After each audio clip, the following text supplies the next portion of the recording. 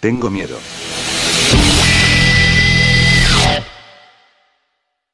Hola, pues bien, esta vez vengo con un vídeo diferente. Esto es algo un poco más serio donde vengo a mostrar mi lado rebelde espiritual. Esta vez, quisiera hablar de la Iglesia de Jesucristo de los Santos de los Últimos Días, o también conocidos como mormones. Pues he notado que en los pocos vídeos que hay de ellos son varios insultos y algunos datos falsos, y yo quiero contradecirlos con justas razones, y creo que hasta ahora soy la persona más acertada para hacerlo. Ya que, soy un ex miembro de la Iglesia, actualmente me considero agnóstico con inclinación al panteísmo desde hace unos 2 años, pero eso no importa. Antes de criticar hay que conocer, por lo que comenzaré con un análisis de la Iglesia, algunas curiosidades, y al final, el porqué de mis conclusiones de ser falsa. La historia comienza alrededor de los 1800 con las cosas que fundaron a la Iglesia, pero basándonos en sus libros la historia comienza cronológicamente con Jared, alrededor de los tiempos de la Torre de Babel. Siendo sincero, no estudié realmente esta historia, así que con lo que me acuerdo solo sé que fueron los primeros en llegar a América guiados por Dios, hicieron una especie de tribu, pero al final todos murieron en el monte Cumorah, fin. Bien, ahora viniendo con lo más importante, el libro de Mormón comienza con el libro de Nefi. Lehi, el padre de Nefi, tiene una visión donde ve que Jerusalén será destruida, así que decide llevarse a sus hijos a tierras prometidas. No sin antes tener que recuperar las planchas de bronce que contenían los 5 libros de Moisés, las cuales, las tenía un tal Labán. Nefi tiene que ir, pero sus hermanos, Lamán y Lemuel, tratan de detenerlo, pero este dice las palabras que todo santo de los últimos días debe de saber. Iré y haré lo que el Señor ha mandado, porque sé que Él no da mandamientos a los hijos de los hombres sin prepararles la vía para que cumplan lo que Él les ha mandado. Nota: Nefi también tenía un hermano menor llamado Sam. Así, Nefi, por orden del Señor, mata a Labán. Es preferible que muera un hombre a dejar que una nación degenere y perezca en la incredulidad, dice la escritura. Luego consigue las planchas de bronce y además se queda con uno de sus siervos llamado Zorán. Siguiente, Lehi tiene la visión de la barra de hierro, que igual, todo santo de los últimos días conoce bien. Lehi describe un sendero estrecho lleno de tinieblas por donde pasaba mucha gente.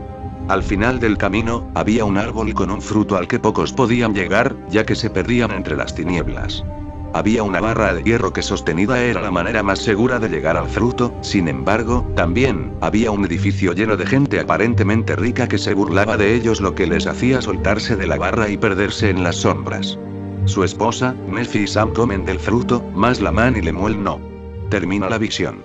Después ellos se casan con las hijas de Ismael, hacen un barco, y con la ayuda de un aparato de Dios, la Liaona que funciona con fe, que por cierto así también se llama la revista de la Iglesia, logran llegar a la tierra prometida, que se cree que se refiere a América. Pues pasa el tiempo, se multiplican, y, como dije, debido a las diferencias con sus hermanos se dividen en 2 tribus, los lamanitas y los nefitas. El libro cuenta que debido a su desviación de lo espiritual, Dios les oscureció la piel para hacerlos menos atractivos. Y todo el libro de Alma, que es el más largo del libro, parece hablar de puras guerras. Creo que cuando me lo leí me pareció haber estado leyendo un libro de historia. Pero en fin, dice relatos como los que prometieron nunca usar las armas y murieron orando, Corior, el hombre que se quedó mudo por dudar de Dios, y Alma, hijo que se arrepintió. No olvidar lo más importante, que es la visita de Jesucristo a las Américas. En fin, para ya terminar de la historia resumida, al final todos los nefitas son derrotados en el monte Cumorah, excepto por uno, Moroni, quien une todos los escritos para hacer el libro de Mormón. Bien. Paf. ¿Qué rollo? Bueno, eso ha sido las bases del libro de Mormón. Muajajajajaja, que yo tenía una edición especial con cubierta de plástico que ahora ya no hay, jajajaja. Bien, vuelvo en mí. Pero ahora, para saber de dónde salió todo eso, nos vamos a los 1800.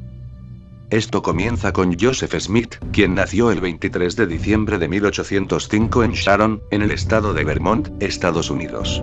Él era un chico de 14 años confundido por los diferentes maestros religiosos, fue a orar en un bosque para preguntar cuál era la religión verdadera.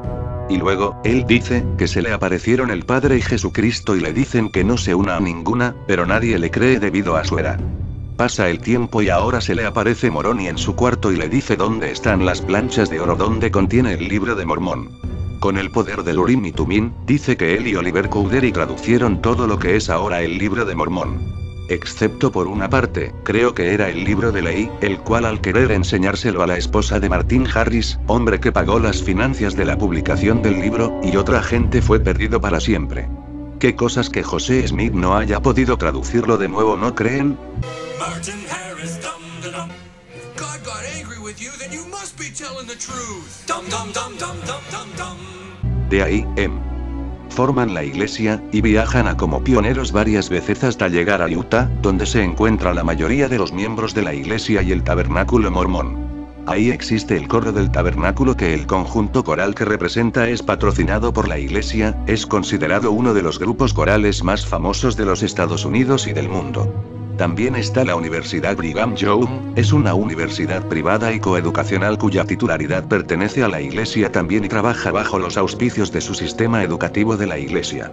Incluso una vez existió algo llamado el Batallón Mormón conformada por 500 miembros de la iglesia que fue la única entidad religiosa de la historia militar norteamericana, que sirvió entre julio de 1846 y julio de 1847 durante la guerra entre México y los Estados Unidos. Bien, creo que para terminar de contar la historia se tiene que explicar más la organización y mandamientos. Para empezar, tenemos al profeta.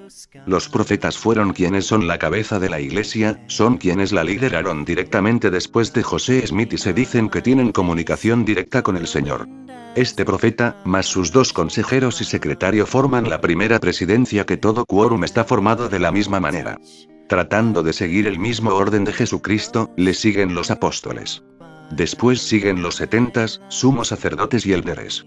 Digamos que se comienza ascendiendo de rango por la presidencia del barrio, o sea después de obispo se puede convertir en parte de la presidencia de estaca, o presidencia del templo, y así.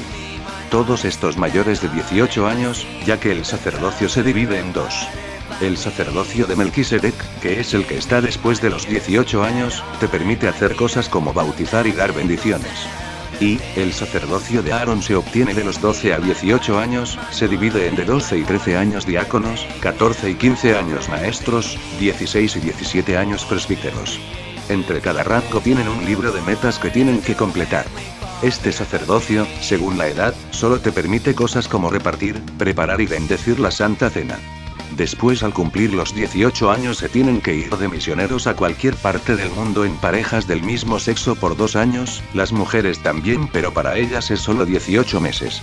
Las mujeres, al no poder tener ningún sacerdocio tienen una organización separada, pero según ellos igual de importante para la iglesia.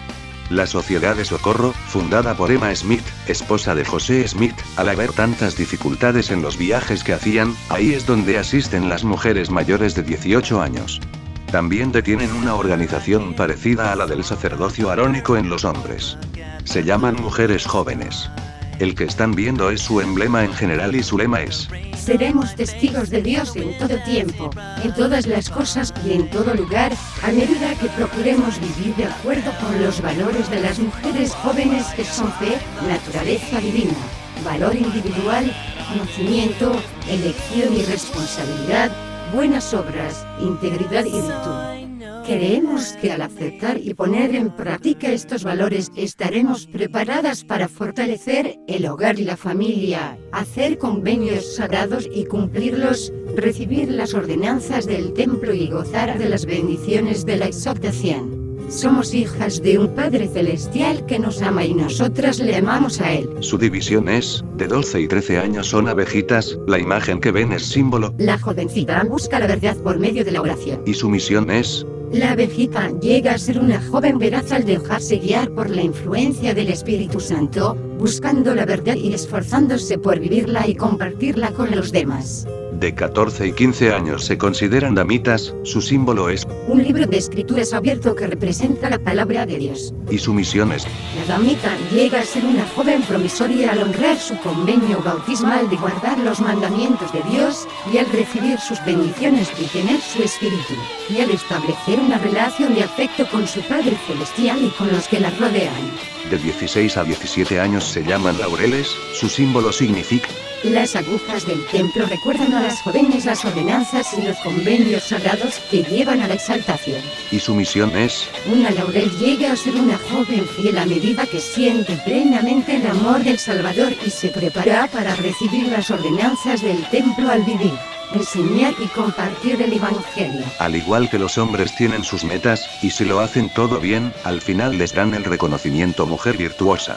Tanto hombres y mujeres tienen que asistir a ciertas reuniones llamadas seminario por las mañanas y por entre semana una llamada mutual. Bien, y ahora, para los menores de 12 años está la primaria. Esta está dividida en rayitos, que son los niños de 3 y 4 años, los HLJ, siglas de hacerlo justo, que son los niños de 4 a 7 años, a esta edad usualmente se les da el anillo HLJ para que les recuerde su significado, y por último valientes, que son niños de 8 a 11 años. Desde esa corta edad se me enseñaron los principios y creencias de la Iglesia. Como por ejemplo el bautismo que es a los 8 años, aunque a mí me sigue pareciendo una edad demasiado temprana. El sellamiento eterno familiar en el templo. La bendición patriarcal, que se debe llevar en secreto usualmente dada por la adolescencia, donde te dicen tu nombre espiritual, la casa de Israel a la que perteneces, las dos que se pueden obtener son la de Efraín o Manasés, más otras predicciones de tu vida. El bautizo por los muertos, que es donde, digamos, prestar tu cuerpo, y le puedes dar la oportunidad de bautizarse en el otro mundo a una persona que no lo haya hecho. O bien, los 3 grados de gloria después del juicio. El reino celestial, para los que pertenecieron a la Iglesia y vivirán junto a Dios, e incluso convertirse en dioses también, el reino terrenal para los que se arrepintieron después de la muerte que de vez en cuando será visitado por Jesucristo, y por último, el reino celestial para la gente corriente donde únicamente serán visitados por el Espíritu Santo. Eso y la cárcel espiritual que no es considerado un grado de gloria, pero ahí es donde quedará la gente realmente nefasta al final. Y por supuesto, las reglas disciplinarias, como el diezmo, que es dar el 10% de tus ganancias, la ley de castidad, que todos la saben lo que es, la ley de sabiduría que es no consumir nada que te haga daño al cuerpo, etc. Entre lo que más la hace famosa es que no se puede tomar café ni té negro.